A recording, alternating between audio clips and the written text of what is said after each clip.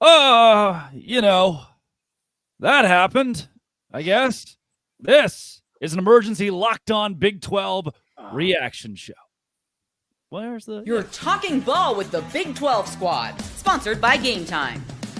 From Oklahoma State to Utah, from Kansas State to BYU, from Houston to Texas Tech, it's the local experts of the Locked On Podcast Network bringing you scoops, breakdowns, and the most comprehensive preview of the upcoming Big 12 weekend. Buckle up, it's the Big 12 squad, and we have a seat for you. No hurt feelings and thin skin allowed. Squad up, you're part of the Big 12 squad. Happy New Year, everybody. Welcome into the Big 12 squad reaction show. Arizona State falls to Texas in overtime. Point number one, if you have a loved one who's a referee, know that they are harboring secrets that they're not telling you about. They are not a good human being. They're bad people. They really hate all things good and fun. I mean, we can start there. Look, number one for me, and we'll get there, I guess. We'll start here. Big for the Big 12. Like, that was just a proud moment for the conference. Proud of Arizona State, the best team to represent this conference. They are they did get in. I mean, that was a hell of a ball game. And then you go straight to that targeting call. Can someone here please describe to me what a targeting is? Well, I'm pretty sure if you looked up the definition, it should go right alongside that play right there. Like, I don't understand how that isn't targeting by definitional rules. It blows my mind, man. The only thing I can think of is they think of it like pass interference, which obviously is not the rule. But they were like, "Oh, tip ball. That clearly can't be a penalty. We get friggin' leveled head to head." Yes. ESPN's own rules expert Matt Austin's like, this is going to be, like he said, this should be called targeting. Like, their own guy in the booth, like, that should be targeting. No targeting. And Kenny Dillingham, the eye roll was the most masterful thing I've seen when asking for that reaction. To me, we invented the rule targeting, and it feels a little cheap to go in on this so early, but truly, I mean, that is 15 yards that changes the game. Arizona State probably lines up for a field goal that they likely miss, but they at least have the opportunity. They at least have the opportunity to kick a field goal there at the end of the game if this call is made. And when I go back, the kid is on the ground, knocked out cold. We invented a rule to protect football players and make them not on the ground, knocked out cold. But at the same time, is this anything less than what we expected, right? Is anybody here shocked that the Big 12, this little ragtag team, Joe Tessitore kept being like, world-class NFL defense from Texas against these scrappy kids from Arizona. It's like the bunch of orphans out there, the 11 mighty men fighting. Anybody shocked that the officials take over the game? I wish I could say I wasn't, but this is college sports, man. Come on, they ruin things all the time for us. Dude, this was the one certainty of college football. Like, of all the great things college football is, and how great it can be, how unifying it can be, how goddamn exciting it can be for a couple hours. Like, there is one thing that always holds true at the end: the good guy does not win. The good guy never wins, ever. Like, this always happens, man. Like, it's just, as many times as Arizona State could have won that game. Yeah, it's like, you knew that wasn't going to happen. And if it comes down to a targeting call, then or the missed targeting call, then so be it. Because, I mean, they keep the ball there. They probably keep it the rest of regulation. Cam Scatterbo nails a field goal from 39 yards out, and they're walking off winners. Like, that was what was supposed to happen. That's what's supposed to happen. But no, it's college football. We can't have that. We can't have the nation being excited about something. We got to have that. Cody, Texas was definitely a team loaded with NFL talent, Texas's defense for sure. But how crazy was it to see Arizona State's defense show up and look equally as ready and prepared and talented? That was wild to see ASU's defense step up the way they did. So at least it was a very good game. It was a good look for the Big 12, even though you don't really want to take consolation prizes. But, of course, it's an SEC matchup, and numerically speaking, it's not like they've been lighting it up in bowl season, so they needed a little bit of help. And it's Texas. Of course, they got help with the schedule to begin the season to help them get here. They weren't going to let them fall apart now after that gracious schedule. It wasn't going to happen, Drake. No, and Arizona. Like, we don't want – you're right, Cody. Like, we don't want consolation prizes, but we're in the context of this, of everyone telling you how bad your league sucks and how you shouldn't even be on the field with Texas. And I mean, the first 3 quarters, look at your Twitter timeline. It was just, oh, these guys are stupid. How did they pick Arizona State to be there? It's like, no, you're right. We don't take silver linings playbooks here, but it is something to stick to them. Like, hey, you sure we weren't supposed to be here? Because I see the Big 12 champion do that. I'm almost thinking maybe we should have had 2 teams in there. Atta babe. And Hey, should have been run. Jake, BYU got screwed, and you need to tell the country about it, baby. All the 8 million people saw it on Saturday night. I was there in the Alamo Dome watching it in person. BYU absolutely smacked Colorado up and down the field. And Cougar fans, I think, have some righteous indignation right now about not being in this playoff field. The Cougars could have competed. What Arizona State did there showed that the Big 12 can hang. The tough part is they didn't pull it out. Now, the biggest thing, guys, besides the non-targeting call, why do you send the house on 4th and 13 and not even get anywhere near Quinn Ewers? Like, that's the other thing about this game is you had them dead to rights, and you send an all-out 8-man blitz and don't get anywhere near that quarterback. That one hurt as well. Yeah, I think on that play, you send everybody with the assumption that if you only rush 3 or 4, Quinn Ewers could run, and maybe he does step it up. That's 13 yards. 13 yards is a tough chunk of yardage to get. I mean, we were all getting texts of like, well, that's the ball game on 4th and 13 because the DBs of Arizona State played so well. That's one thing I want to go to analytically. We haven't talked a lot about the stats. At the end of regulation, it's 24-24. Texas had 15 total first downs. 15 total first downs. The Longhorns running the football 54 yards, 1.9 yards per rush as well. This was as masterful as Arizona. I was at no point here impressed by Texas. Special team, they have a punt return for a touchdown, and they win this football game by 7, 8, whatever, 8 points. Yeah. So there are moments early on where it's like, okay, light's too bright for Arizona State offensively. Cam Scatterbo does the whole, I'm done with this. We're playing a football game. You know, ESPN blows up this clicky headline where Cam Scatterbo says, I'm done, right? And from there, as soon as they catch on, that trick play, Scatterbo throws the ball downfield, down 24-8. And then both 2-point conversions go in. If Arizona State's offense shows up early on, they win this game. And Hatch, to your point, hindsight's 2020, but you rush your entire defense right there, and the top was taken off. You don't have the DBs that can put up for 7 hours, the length of this game, 7 hours with those Texas receivers. Yeah, and that's the thing about it is if you're going to send the house, you've got to get home. And trust me, I speak as a guy who's watched BYU try some pretty inexplicable things on defense and got nowhere near quarterbacks over the past few years. So, yeah. It's that play, besides the non-targeting, we've already discussed that. And that one, that drives me nuts because that's a textbook targeting call in my book every single day. But when you send a 4th and 13 all-out blitz, you got to have at least one guy get somewhere near that quarterback. But Quinn Ewers is at that point, when he's got all that time out there, as you mentioned, the defensive backs are Arizona State, they just can't hold up under that. And what a strike that Quinn Ewers threw for that touchdown. But gut-wrenching loss for Arizona State, guys. Like and you made a very good point, Drake. They looked like they couldn't hang early in this game. Remember when Texas scored in 2 plays? I was like, oh boy, like this could be a really long day. I got to give massive props to Arizona State for grinding their way back into this game. It looked like they were going to be out of it early, and Arizona State proved that they have just that grit in them. Cam Scatterbo chucking on the sideline in the 4th quarter and coming back in kind of epitomized, I think, everything that Arizona State put into this game. And Texas, they got lucky, guys. They got lucky in this one. If I honestly doesn't begin the year top 5 Heisman odds, then he's getting royally screwed from the get-go. Like, that's just a preposterous statement to assume that he would not be automatically in the top 5 to begin the season. I think the most impressive part about this for Arizona State was they bullied UT from like the middle of the 3rd quarter on. Like, if you want to talk about how much bigger and badder the SEC is and everything, it's like they did. I mean, UT manhandled them the first couple quarters. They had another goal line stand. It's like, oh my God, they're never going to get the ball in the end zone. And then Arizona State could run the ball. Like they I mean, you heard it on the broadcast. The Joe Tessitore show, I believe, was the name of that. Of that game. Yeah, but it was. Like, these guys, most of these guys have not played into the 4th quarter in a while. Arizona State's on a run of blowouts here, and they didn't play in the first round like UT did. And so that's like advantage Texas big time. And it was not an advantage. That's why where this game was turning, I was like, I don't know if Texas can hang with them.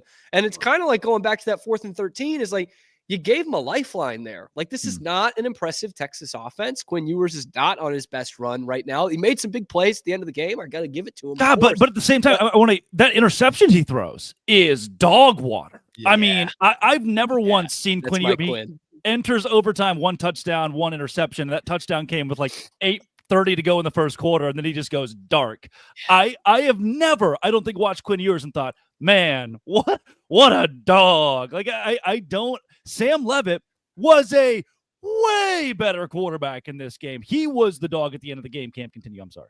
Yeah, Quinn Ewers is QB1 of Vibes FC. Like, he's just got good vibes, man. We didn't see a lot of McConaughey today, by the way. I don't know if we saw a single McConaughey sideline shot. It's incredible that we avoided that. We got plenty of Tessitore, but we did avoid that. Like, I mean, it's not that Quinn Ewers is a bad quarterback, but he's just so, like, bang average, man. Like, he just is. And he's had, I mean, it works when you play at UT, right? You had a great offensive line most of his time here. He's had some NFL receivers.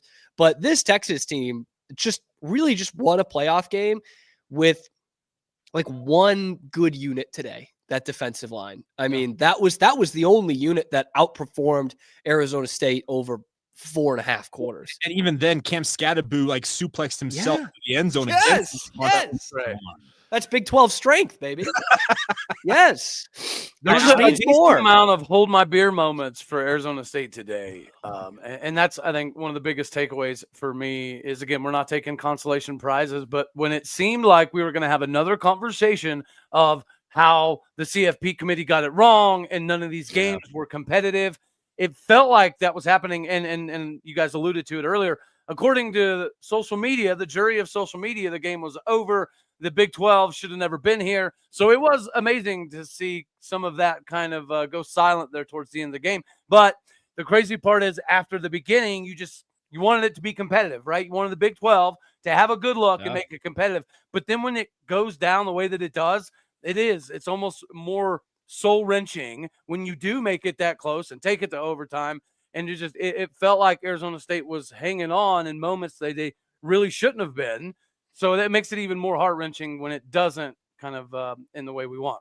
Also, Arizona State is, and gosh dang it, if Kenny Dillingham didn't say this midseason, they're 1 kicker away from winning this game by 9. Like, they're 1 kicker away. If they've got a kid that can boot it at the 34-yard line, if they got a kid that can hit it from 50, if they got Will Farron in their back pocket, Arizona State wins this football game. But that unit for them has been so terrible, genuinely all year long, to the point their head coach came to the podium and said, our kicking game is awful. If you're a student at Arizona State, please join my football team. We all kind of made fun of him. He lost the college football playoff because of it. Like, he could not have been more spot on that they're Texas wins this football game, sure, in the end, but Arizona State is a kicker away. As much as I say that poor Texas kid sucks. Auburn, yeah. I mean, yeah. Number one, just hyping him up before that last one, right? his name's got to be Bert. That's already tough. To be named Bert is really tough. And then when Sark's giving him like the dad thing of like, hey kid, just visualize it. You know, when this goes in, we're going to celebrate so hard. He's doing the stupid coachy thing where he's like hugging him there. And it's like, oh, we're laughing. We're buddies. He's tried everything with the kid. He's tried everything with him. Sark's such an intense guy. Now go he's to the like, Cadillac and bang a ride. You do this in your sleep, man. Come on. He got cigars. He's like, oh, you see the hot girl in the student section over there? That's my high school coach used to be like, hey, those ladies looking at you to calm you down. And then Bert Auburn just doink right into the couldn't have. There were so many points in the game where you thought, this is over. That's going to do it. Texas gets the ball back there late. They're driving. And those 2 missed field goals, they were the best moments of my entire life. And Cody, you said it. The fact that this ends in a loss is really the only bad part of my day, because every other part of this game rocked. Yes.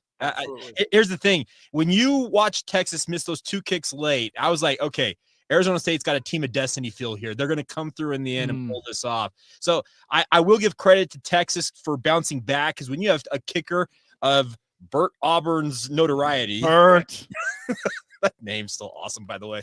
But when he misses those kicks, Texas easily could have been like, oh, bleep, we're done here. But credit to them for battling back. But I got to say, Arizona State, the fact that they took the punches they took early on in this game and just kind of fought back in this one, man, massive credit to ASU. And it's gut-wrenching to see him fall in this fashion because they were right there in this to the end. The entertainment value of this game was off the charts. I think it was David Ubben from the Athletic said ESPN paid $7.8 billion for no one to watch the first quarter of the Rose Bowl because they decided inexplicably to just start the game. Why couldn't you just hold on and say, hey, we're going to start this game as soon as it goes final? But welcome to ESPN and how they apparently decide to operate things. And obviously with the entire situation in New Orleans, thoughts and prayers go out to the victims of that. And at that point, you have the conversation, hey, let's push the Rose Bowl back an hour, 2 hours. The coaches probably don't love that. We need the sunset, though.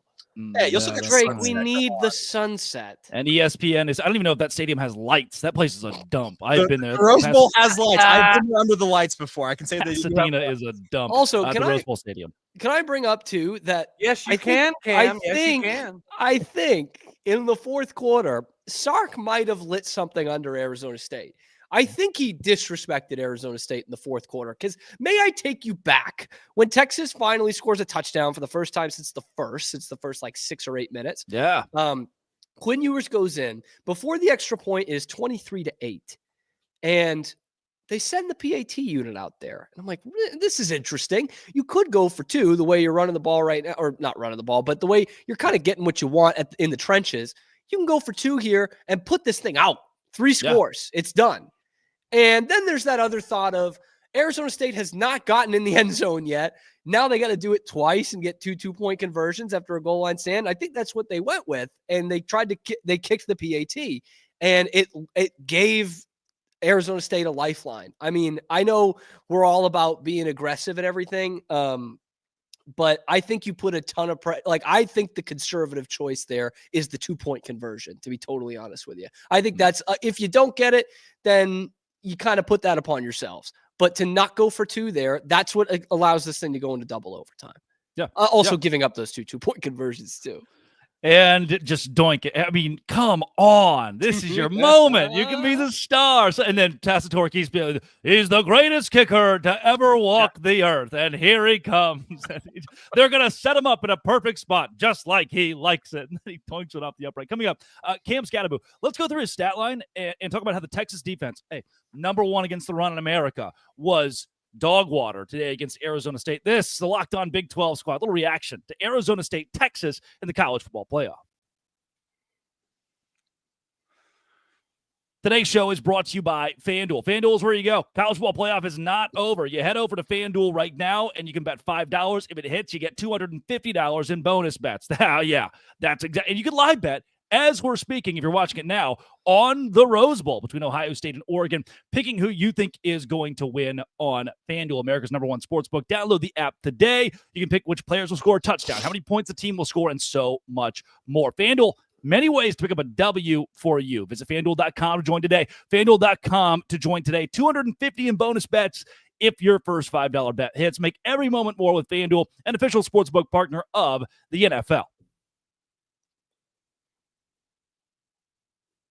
The mighty Texas run defense, number 1 in the country. Cam Scatterbo, 30 carries, 143 yards, 2 touchdowns. Cam Scatterbo, 8 receptions, 99 yards. Cam Scatterbo, 1 completed pass, 42 yards, and a touchdown. Texas, after about the second quarter, in the second half especially, had 0 answer for Cam Scatterbo. Cam Stewart? Second best Cam of all time. And possibly the greatest college football player ever to step on the field.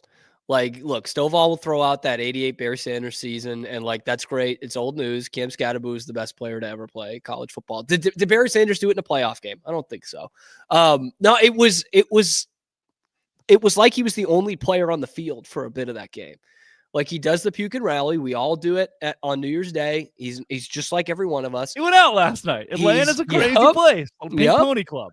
He's calling out his teammates in a constructive way because after you start playing well, after that, it becomes a good thing that you called out your teammates.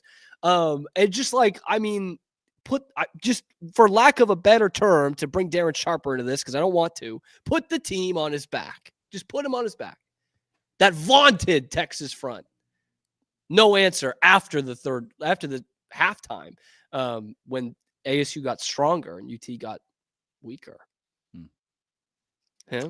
That time of possession control, I think, was absolutely massive in helping Arizona State throughout the course of the game. So even, you're right, whenever it kind of felt like Scadaboo was getting bottled up, all of a sudden you look up and he has 115 yards. It doesn't necessarily feel like it, but from a yards perspective, he was, I don't know, he was finding ways to do it in massive moments.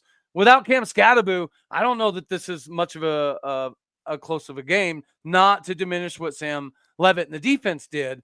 But yeah, I mean, they knew their game plan was to shut down number 4, yet they somehow could not do that after basically halftime and beyond. It was pretty remarkable performance by him. He was one kick away from having a complete game, and as Cam mentioned, he almost got it.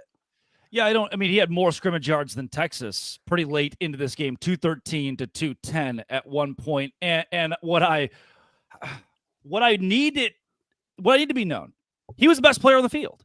As much as the ESPN announcers wanted to tout everybody Texas had, all these NFL caliber players or Quinn Ewers, we even got an awesome shot of Arch Manning, just a random third quarter shot of wonder what Arch Manning's up to. Usually he plays, but he hasn't today. And they panned the camera down to him standing on the sideline. No matter how much they want to tout Texas, the best player on the field is a Big 12 player, Arizona State's Cam Scadaboo. This is a 3-9 team last year who just went toe-to-toe with the school that was ranked number 1 in the country for most of the year. Rightfully so. No. I mean, they've lost to Georgia twice, and they're going to lose in the next round to the winner of Oregon and Ohio State. But that point aside, Cam Scadaboo just went up against the 11 NFL players on Texas starting defense and was the best player on the field, Jake. Well, that you're right. Here's the thing. I have watched Cam Scadaboo emerge from the Big Sky. He played at Sacramento State, guys, and become one of the best running backs, if not the best in the country this year. He is a remarkable player. Cody said it best. 115 yards rushing. You're like, where did they all come from? Because it felt like at times he was getting absolutely bottled up in this game. But what he does, he's just an absolute grinder of a running back. And trust me, I watched my BYU Cougars get carved up by Cam in that game that they played down in Tempe. So this is the thing, is that Cam Scadaboo did not get, I think, even a scintilla of the respect I think he deserved in this game, because he's thrown up on the sideline in the fourth quarter and just to use that what Cam said, puts the team on his back and says, we're going to go do this thing. And he dragged them darn near to a victory by himself. And it's unfortunate because this is a guy that is going to be an NFL player. I wonder what team is going to be lucky enough to have him, but they're going to get an absolute grinder. And we got a nice final performance from him in the college ranks. And it's just unfortunate it comes up in a loss. Yeah, I don't know if anybody saw this coming to nationally. Did any of you hear a single analyst on ESPN or CBS or anywhere say that this would be a game? I'm a guy who watched Colorado get tongue bathed the entire night after BYU kicked their ass. So I don't have much for you. There's not a lot of tongue bathing at BYU, by the way. That's the BYU guy dropping tongue bathing and ass in the same sentence, which is pretty. I mean, that's a clip it. We got to record that moment. Dude, Arizona State could have won this by 2 touchdowns, and they were still going to talk about how great Texas was. Probably. Well, I mean, we were so close from one of the great chokes in the history of the sport, and they would have been like, "But Texas, man, it's that NFL all full of NFL All Pros." Cowherd would have come on. I was going to have for Drake after all of this. Do you think that the Big 12 and Arizona State gets the due respect, or do you think for the next week the conversation is going to be about how, well, Texas lost this one? There was nothing Arizona State did that led them to be close. This was all Texas failing to produce and failing to run the ball and failing to protect Quinn Ewers, whatever the case is. Do we feel like that's inevitably coming, or did Cam Scadaboo and Arizona State at least earn enough respect to limit that conversation a little bit? Yeah, Cam Scadaboo and Arizona State earned nothing today when it comes to the national media. Nothing. There was nothing they could do. Had they won the game, it would have been about how Texas had lost. It would not have been in favor of Arizona State. And I'm saying that as someone who's not necessarily salty. It's the case that it's the fact. It's the case that we're dealing with in college football right now, where ESPN has a vested interest in the SEC more than anything else. They want Texas to win, as they should. When you're investing in Home Depot, you want Home Depot to succeed. The ESPN god of college football has invested so much in the SEC. They want them to win. That's what they're doing. And so I don't believe that Arizona State's going to get any more tout. And 19-6. At one point in this game, Arizona State 19 first downs, Texas 6. The Horns were 1 for 6 on third down, had 128 total yards, 14 rushing yards to Arizona State's 147 rushing yards, 303 total yards. Those numbers show a blowout in favor of Arizona State, and maybe they do. If not for the punt return touchdown, maybe they do. If not for them not having a kicker. But here's what you're going to get. Here's what you're going to get next Saturday or whatever the next college football playoff games are is Desmond Howard. Man, thought Arizona State played well. But back to Ohio State against Texas. Here's what I think. That's what it's going to be. All you're going to get is just a one-off comment. Not Nick Saban, not Pat McAfee, not one of those, especially not Kirk Herbstreit, will say a damn word about Arizona State. In fact, it will be I think one of these talking heads will be out there saying like, and Texas almost lost because they had to play in the play-in. They had to play the first round, and it almost puts a great team in jeopardy in the second round. Like that, I'm way more. Wait a second. Is that your Colin Cowherd? That's a good Cowherd. That's a really good Cowherd. I need to throw some pregnant pauses in there, but yeah. And so I think we're much more likely to hear that than, man, Texas really. I don't even want to say get lucky, but like they really hung on. Arizona State had them a couple of times, and maybe if they don't get this call going their way, Arizona State might win that game. You're not going to hear that. I'm sorry. And to go and take it another step further, no matter who is coming back for Arizona State next year, do any of you think they're going to be ranked in the top 15 to start the year? No way. No chance. No chance. No. Alabama will be ranked ahead of them. Mm-hmm. Florida will be ranked ahead of them. Mm-hmm. They love Lagway. I mean, that won't shock me at all. At all. Blue game Cam from the top rope. My God. Hold on. You know what? I was going to hold off on all the comments until the final segment of the show, but this one's good. Walter Schultz says, "You're a turd loser, Drake." Good job, Walter. Also from the top rope. Good job. +1. Walter. Very good from Walter Schultz. Yeah, I will say, coming into this game about Cam Scadaboo's comments about being the best running back in the country, I appreciated it. I loved it. I thought it was great. I liked the bravado. But I honestly kind of came into this game thinking that Ashton Jeanty was still the best running back in the country. Mm-hmm. And if Cam Scadaboo wanted the conversation for two, I get it. But after this game, I'm sitting there watching that, guys. I don't think Ashton Jeanty with Texas's offensive line does what Cam does against that Texas D. I know we're throwing some shade, but they've got 8, 9 NFL dudes on that Texas defense, and it's pretty obvious. So I don't think Ashton Jeanty would have done near what Cam Scadaboo did today. He needs to just continue to matriculate up people's favorite running back in the country list. Cam kept it close. Yeah, he couldn't do that. The one thing about Cam is he is like the everyman running back. You watch him play and you're like, wow, that guy just gets it done.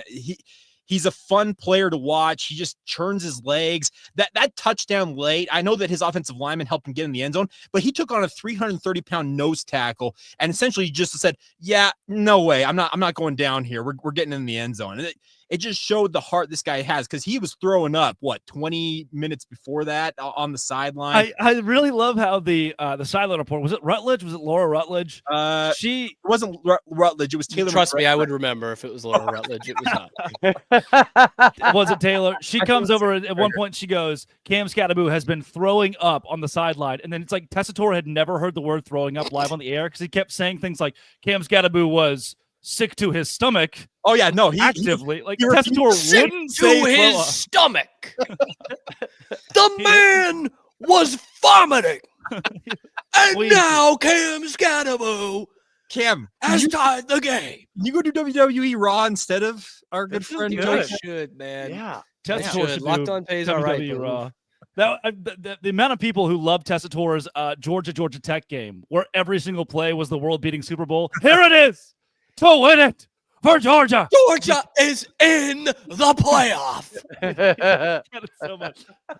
Coming up, let's revisit the targeting call, because we hit on the top of the show with a hodgepodge of all the biggest storylines, but that one is the every national analyst was asking the question, how on earth was that not a targeting? That's coming up on the Locked On Big 12 Squad reaction to the college football playoff, Arizona State and Texas. Today's show is brought to you by Rocket Money. 23 years old. I don't really know how to do the money thing. I just kind of guess. And come to find out, thanks to Rocket Mortgage, I'm paying 3 times for a Canva subscription. Rocket Mortgage is your personal finance app that helps you find and cancel unwanted subscriptions, monitor spending, helps you lower your bills. You can grow your savings. And right now, 5 million people have downloaded it to use it, and $500 million have been saved in canceled subscriptions. That is an average of $740 a year when using the app's premium features. For me, it's that subscription tracker. It's going to help you a ton. Cancel your unwanted subscriptions. Reach your financial goals faster with Rocket Money. Go to rocketmoney.com/lockedon. rocketmoney.com/lockedon. That is rocketmoney.com/lockedon. Visit them today. Targeting. From every major, Josh Pate to the wild Clay Travis, everybody tweeted that video and said, explain to me how that is not targeting. I'm not sure. Jake, have you ever seen a play? I mean, it's so consequential because Arizona State has 15 yards. They're in Texas territory. They can win it on a field goal. I'm not sure if I've seen a more blatant call missed in a situation that big. And the biggest thing about it is you have replay in college football because of this one call. Everything is expanded off of targeting replays. All the other replays that we go back and look at are because of targeting. And when I see that play happen, I'm like, well, that's targeting. And all of a sudden they go to the replay monitor. They show it multiple times. Like, yep, it's even clearer to me it's targeting. And then the referee walks out. There was no targeting on the play. What? Like, come on. Cody said it earlier on in this reaction show. That should be on like the tape that referees are showing at the beginning of the year. This is what a targeting call looks like. And the fact that they said there was no targeting, I'm just baffled by it all. It's like, why even have the rule? Cody, you're muted. Why have the rule? Like, that's why you put in the rule. Like, I mean, is there, the ball, we mentioned earlier, the ball gets tipped, so it might be a little bit tougher to adjust to, but that doesn't matter. Like that, you lead with the helmet. It's helmet to helmet. The guy gets pretty much knocked out. I'm surprised no one had to go in and get his tongue. And we're not calling that. To Jake's point, we're going to the review and not calling that. So then what is it for? It's not to protect the players because, I mean, look at it. I don't know what a targeting has to be. And there are times where you do have to get like real into it in terms of like, okay, is he leading with the crown of the helmet? Is it actually his shoulder that's hitting the helmet? Is it defenseless receiver? All the things that we hear. Yeah. All the things that forcible contact the other one. Yes, all the things we hear from Dean Blandino and Mike Pereira on a weekly basis for months and months and months. All the things that we hear, all the criteria were checked off with that hit. I cannot believe it was not called the targeting. It's just unfathomable to me. It's a Big 12 word right there. We're not going to get a justification. Like, we're not going to hear from anybody. This is why we did or did not call it. But one thing that I find kind of crazy, when targeting started, it's almost like they called it no matter what. If you sneezed anywhere near, if you sneezed around their helmet, you were going to get it. And it seems like over the years now it's become so random. Like there is no longer a pure definition of targeting because it can be face mask to face mask, right? They can shatter each other's visors and it not get called. And then you have a sneezing incident in somebody's ear hole the following week, and it's the most egregious thing in the world. Like, I just do not understand why we have rules, and we have these rules experts that talk live during the game like the Blandinos, and they walk us through it to make us feel like we understand what's happening, and then nothing gets called, and we don't – I don't know, man. I feel more unintelligent the more I watch football. Like, I thought I understood some stuff, but now I don't even know anymore. That is the kind of hit that I change the channel quickly so that my girlfriend doesn't see it and doesn't let our kids play football. Like that's the hit. And for that to not be called a targeting is just, it's crazy to me. I know you don't want to put the game in the ref's hands, but like that is what it's there for. We're not talking about a ticky-tack PI. Like it's another recruiting benefit that the SEC has. Come play in the SEC where targeting kind of doesn't exist. Get away with it. Well, here's the, in big moments, it doesn't exist. Oh, there you go. Think about the circumstance that hit came in. That's the thing about this that drives me bonkers about it is that I think the crew, speaking the officials on the field, also the people up in the booth who are looking at this, you can say that there's no bias. No, bias exists in everything. And they're thinking about the circumstance that this call comes in and like, man, do we really want to make this call in this circumstance? Right. Well, you didn't make the call, even though it looked like it was a textbook call in my book. That's why the rule was invented. Just don't have the rule then if this is one that we're not going to call. There will be Texas fans who say, oh, well, that wasn't the difference in the game. And to an extent, sure, I guess it's a true statement overall. But in that moment, you're given 15 yards. You're in Texas territory. You're running the ball down Texas' throat. You got a minute 30-ish to work with there offensively. You can put yourself in a position at least for a field goal. And maybe the field goal doesn't go in. Thank God it wasn't Burt Auburn. Yeah, if Burt doesn't doink that at the end, like, oh man, talk about the controversy there. But the kid loves to doink. What can I say? He does. He does. The year of the doink. Watch, I've got a BYU guy here. No. BYU doesn't do anything of the sort. Let's be real. Doinking? No doinks. Never heard of her. No doinking. No doinking in Salt Lake. Gosh, I just that puts you in such a solid spot to go win the game. And Sam Levitt had finally caught fire. It felt like Texas defensively couldn't get pressure on Levitt as much. He was running the football well. You saw that again in overtime. Arizona State was so much better than Texas for 75% of this game. The first quarter notwithstanding, Arizona State, which was like a 48-minute first quarter, by the way, Arizona State was the better team than Texas. And then that is one call that takes the ball out of your hands. You immediately have to punt it. And from there, Texas has a shot to go in it with Burt Auburn, and they don't. It should have been called. And from there, at the very least, Arizona State has an opportunity to go win it. I don't, man, it feels cheap to talk about the officiating. But Cody, I know we've talked about this in squad shows before about how you don't want the officials to decide the game at the end. If it's a PI call, ticky-tacky, that probably hold the flag, right? It's got a felony. Not you, Cody. You, Jake.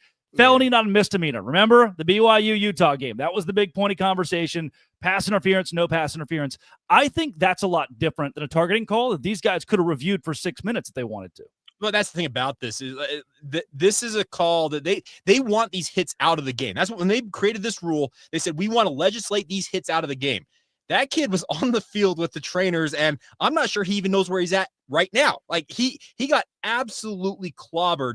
And if you want to get rid of the hits in this game, it can't matter when the circumstance of the hit comes into effect. It's either a targeting call or it's not. And I'm with Cody. The more I watch college football, the more I'm like, hey, well, that's a targeting call. Nope, you're wrong. Oh, that's not a targeting call. No, that's target. Like, I can never make heads or tails of this dang rule. And I don't like the fact that kids have to sit out of football games. That's one part of that rule that already drives me nuts. But in this circumstance, man, that would have been, it's a game-changing call. I know that we played a lot more football after that call, but that would have set up Arizona State to have a massive opportunity to go finish this game off. And man, what a consequential pivot right there in that game. It could have been no overtime, which was always going to favor Texas, right? Let's just be fair. Arizona State was beat to death by the end of that game, specifically Cam Scadaboo. But in my opinion, it was always going to favor Texas if they did get to the overtime, and obviously that's kind of what transpired. Yeah. Hey, Cam, you're inspiring right now. By the way, Rudolph the Red-Nosed Stewart over here. I'm a fan. I'm just so sick from that call. I'm just so sick. It was the greatest college football game I had ever watched until it just wasn't anymore. Until UT won, then I was like, nah, it was all right. It was okay. I had a bunch of Longhorn Network tweets ready to go. What are you gonna do? Spoke like a true Baylor guy. I love it. The officiating crew. Sorry, go ahead. No, you sounded like you're passionate about that. Well, Drake, I don't know if you had this when you were at Baylor, but at one time, Baylor's like cable package did have the Longhorn Network, which is just completely irresponsible. Wow. Like honestly, on like the list of irresponsible things to do, I think it's that followed closely by drunk driving. Like that is such an awful thing to do. Things were leaving in 2024. Hanging out with Mike Gundy over there. Thousands of times, man. He's done a lot. Of times. Who hasn't jumped on the top? Who hasn't watched the Longhorn Network in the dining hall of one of their rival schools? Come on. Drunk, yes. I think I was the last one to have the little TV plug-in, the little cable. You could hook it up there. I don't know if anybody at Baylor now they're probably irrelevant now that they remodeled Collins. Spent a lot of time there.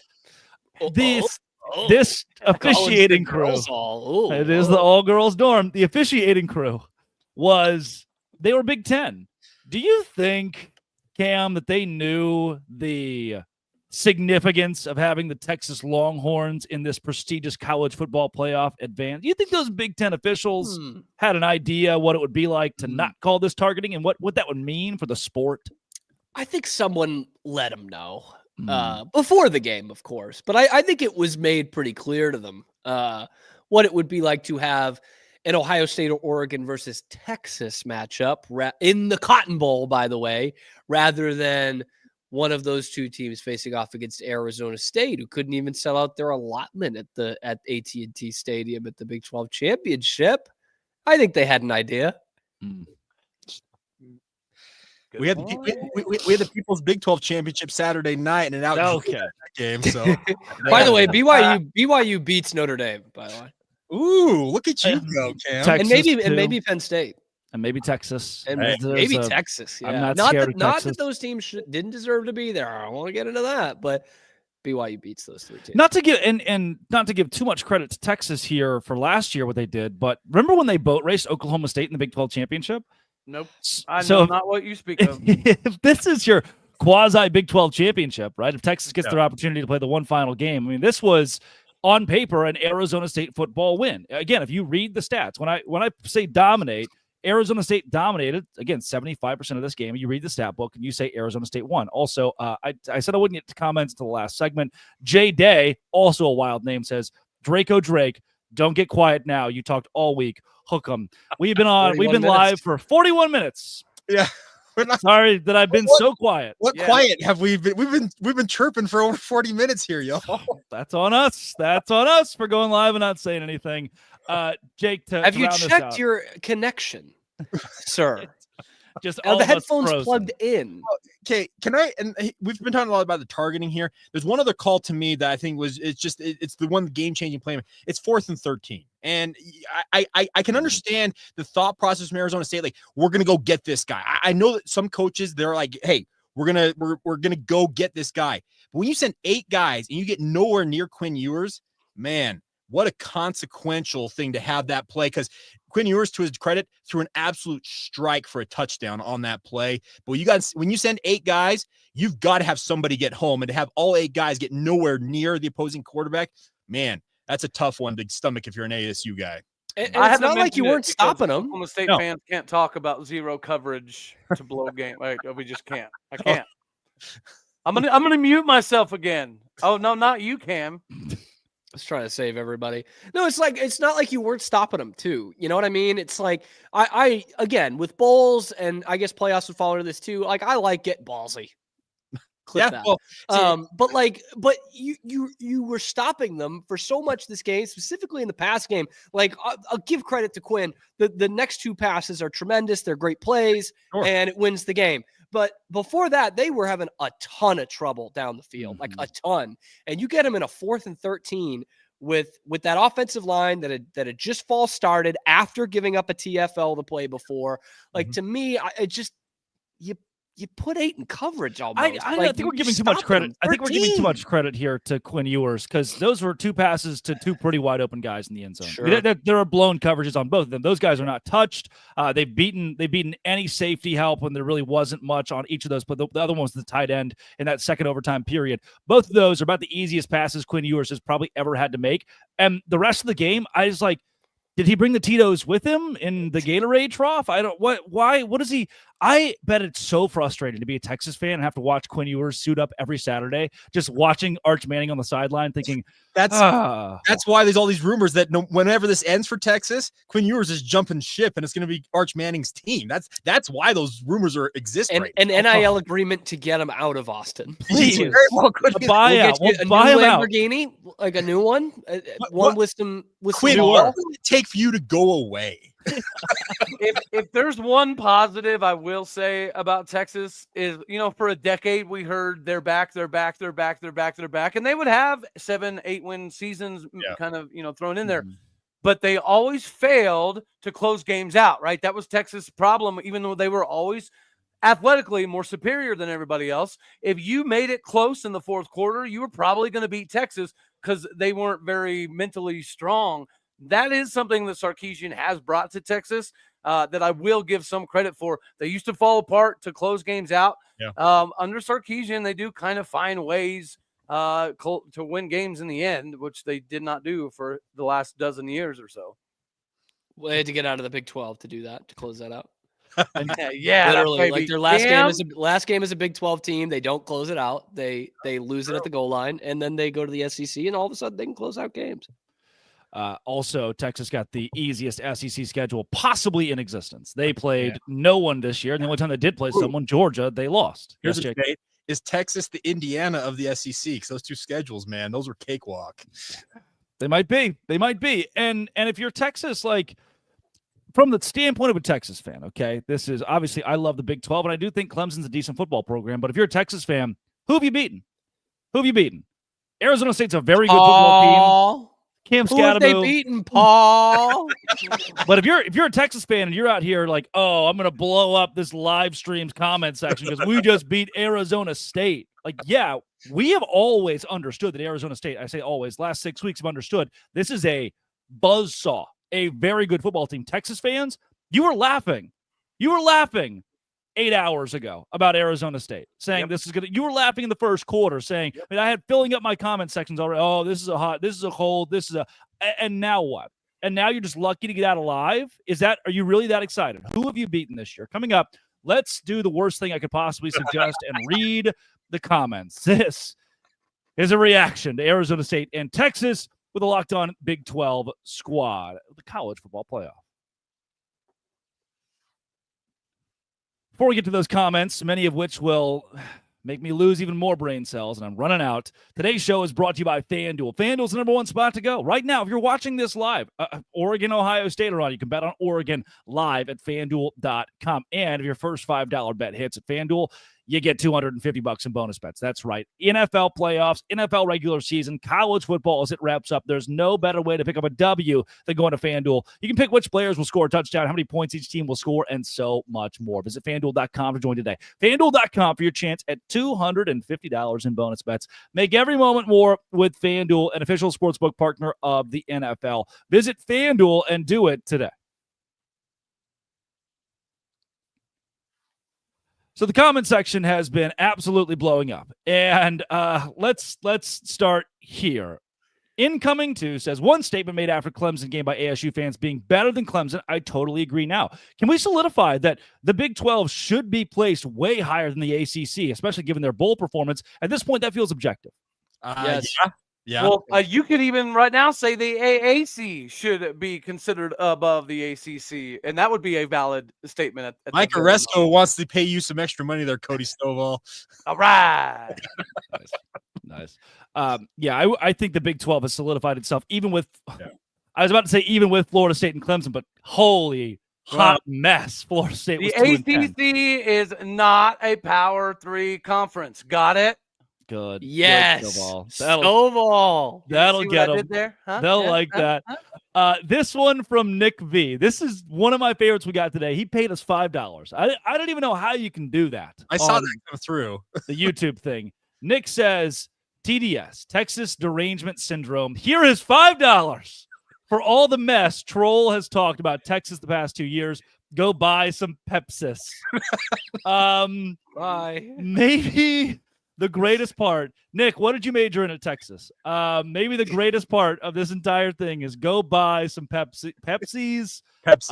BYE bye week. We're off. Better. Hey, Drake, as being the resident fella who went to the school for kids that can't read good, maybe my dialect should be the one reading some of these off, buddy. Interesting that he did pay us, by the way. The dude was like, you know what? That's just here's $5. Paul G says BYU is better than SMU. Hey, we already only there was a way to prove it. Not a baby Paul. If only there's a way to prove it. Yeah, I wonder what the score would look like if they went head to head. I don't know. The night was September 6th, 2024. Jesus Vaz says ASU lost on 4th and 13. Why did they blitz? Hatch, you went to this pretty early on. I think that was the wrong call. Hindsight. Yeah, hindsight, obviously. And I can understand the whole thought process. We're going to go get his ass. Like that's the whole thought process with making that call. But when you get 8 guys stonewalled at the line of scrimmage, man, it's gonna sting for a while for ASU. It's asked twice now, by the way. Yeah, that's an ass counter at 2. Ron 423 says 14-point favorites, my butt. I'm not sure what other 4-letter word could go there. I'd really have to dig into my catalog, but 4 letters looking for. Yeah, this was Richie Bradshaw of Locked On Sun Devils texted me pregame and said, there's no way. 14 points is way too many for a game like this. And Cody, that was the exact case. Yep. Yeah, no, the spread was one of the few things that I saw as an Oklahoma State fan that was going to be able to make me a little bit of money potentially this year. Because the Cowboys, we didn't get to hammer the over on anything other than DUIs. Got the over on that one. Hey, it's normal. Perfectly normal. Of course. Yeah, thousands of times. Thousands. Does it all the time. Win in Rome / Stillwater. If that's a DUI, lock me up. That's the great Mike Gundy. Joe says, ASU, without its best wide receiver, Jordan Tyson did not play in this game. He would have been, and to who was the color guy? To his credit, it was Palmer, Jesse Palmer. Palmer. He kept bringing up Jordan Tyson, and according to the SEC's logic, Hatch, I mean, without ASU's best offensive weapon in the passing game, I mean, this win shouldn't count. Hey, shout out to my dude Melquan Stovall for almost coming up huge in this one, brother, cousin. But he was really close to being. He was about to be claimed really quickly. Nice. Well, Stovall played well, but here's the thing: we got more shots of Jordan Tyson on the sideline than we got of anybody else. It felt like that was on the sidelines, including the coaches. They kept going to that guy, Jesse Palmer. You mentioned it's like Jordan Tyson. Guess what? SEC does seem to use that a lot. Well, our best guy wasn't available. Well, it's who you have on the field. And Melquan Stovall stepped up in a big circumstance. Came so close to pulling off a pretty monumental upset. But going back to your point, that 14-point spread, that was straight disrespect. That's the SEC bias that's inherent in all of this. Is this Big 12 upstart, because we had Joe Tessitore, these plucky little underdogs from Tempe, Arizona. Come on now. This is Arizona State. They have proven to be a very, very good football team this year, and have them be a 2-touchdown underdog. That didn't sit right with me going into this game, and I think Richie Bradshaw, our good friend over at Locked On Sun Devils, he was right in saying that's just straight disrespectful. And I hope Richie made some money. I hope this is a tough one, man. I hope he made some money. Let's fingers crossed for that guy. Very, very good point here. Congrats to ASU on a great season. This is congrats to Cam Scadaboo. I could hear his draft stock soaring. Congrats to the Big 12, which proved it can compete against the SEC. This was overall, if you are going to lose, that's the way to do it. If you know going into this, hey, we're going to force you to lose the game. This is probably best case scenario is you get down by a lot and everybody starts chirping and you come right back, soaring back, have an opportunity to go win it. And I said pregame, there was a path for Arizona State to win this game in a blowout. And my point was, if ASU gets up 14-0, if ASU gets up 10-0, Texas pass game is not prolific enough for them to be able to mount. They're going to start playing catch up, and that'd be bad for Quinn Ewers. I think that's what was displayed. And granted, this is a very stupid thing to say, but if you give Arizona State those first couple drives more points, Texas just never had it in this game. It was there in the very end. A couple mistakes on Arizona State's end and a big call from the officiating crew. But if Arizona State shows up in the first quarter, this game sways in their way dramatically, and you can see that in the score. If you go box score quarter by quarter, Arizona State dominated again the last 3 quarters of this game. Yeah, can we talk a little bit more about how Arizona State being preseason 16th place, being ended up first place? Not only does it accentuate the absolute craziness, right, of the bipolar Big 12, it almost caught Texas there. They also got that big number 6 from Army coming in. So Arizona State is going to be a contender next year, or so we think, right? They could pull an Oklahoma State and go from the top to the bottom real quick, fast, and in a hurry. But that's the beauty of the Big 12. Is it's going to be the same next season. We think Arizona State probably is going to start up towards the top, but we really have no idea. And I can't wait for it. I'm glad that they did make a statement in this game that the Big 12 does belong. And Texas, they have a bunch of NFL dudes. You cannot deny that. And if the Big 12 continues to carve out games like this, we'll eventually get the respect. Eventually, someday, maybe. Cody just wanted to say that 16th place in the Big 12 at any point, you could get to the playoff. That's right. I did. I strategically made sure to slip that in. Hey, we're holding down the 16th spot right now, so we'll keep it first warm. team ever to do it. You know what, Cam? I will throw things at you. It's good. Virtually. The first 16th place team did make it to the playoff. That's a fact. Preseason. Yeah. Yes. Second one, we'll see. That's right.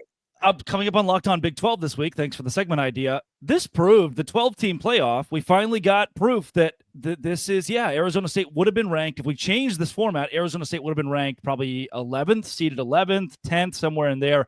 They proved that they're just as good as a team that was ranked number 1 in the country for most of the year. This is a reasonable Texas fan. As a Texas fan, Zero G says, even I thought it was targeting. I think that at this point, it's objective. Everybody knows it was targeting. Should have been called.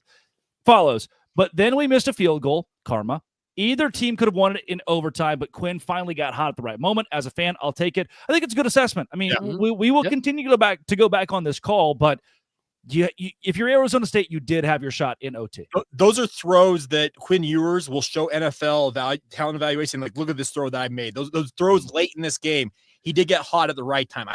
I cannot take that away from Quinn Ewers. The problem I have is leading up to that, there were some questionable officiating and otherwise questionable calls leading up to that. But Quinn Ewers, he did get hot at the right time, and credit to Texas. They pulled through in the end, and now they get to go up against what appears to be a buzzsaw in Ohio State.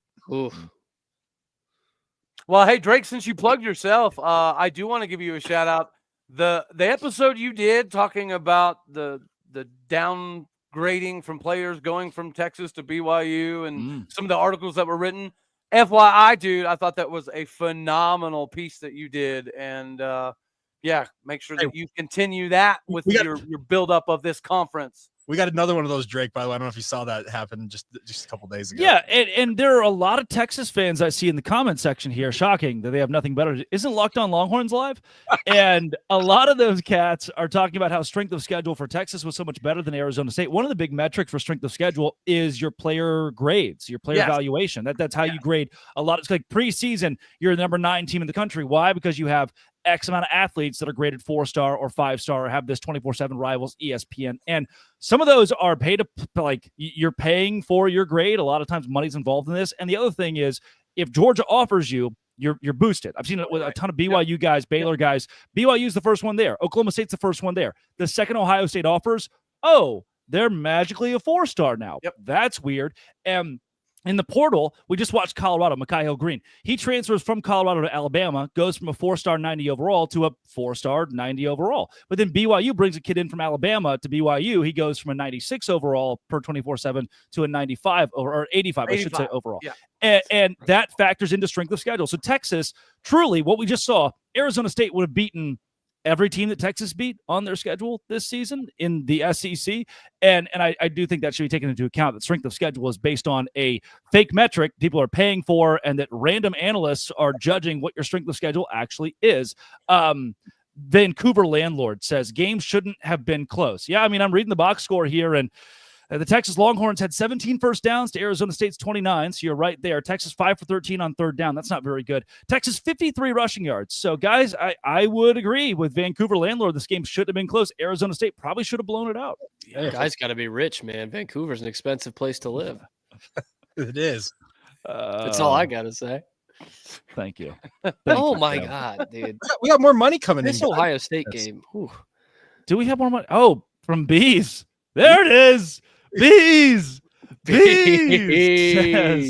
Scatterboo won the Peach Bowl MVP. Shout out to him. Thank you, Bees. We all get a quarter. Yes. Babe. We did it. That's I don't think that's how that works, but yeah.